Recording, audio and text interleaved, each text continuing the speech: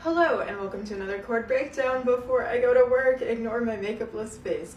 Let's get into it. The JSK I am wearing is from Innocent World. I got it secondhand off of Lace Market so I could twin with my cousin. My bolero is from Little Dipper. I got this one from 42 Lolita. My discount code is I_forgot_reality in all capital letters, which can get you a discount code if you would like it.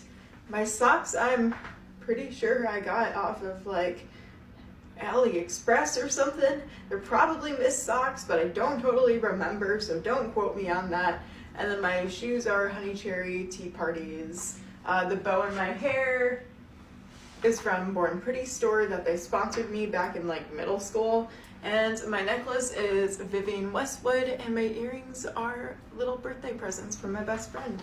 So all together, we have this magical total over here. I hope you enjoy, and I hope I'm not too late for work. Thank you, Mila, for that dramatic meow to conclude. That's it.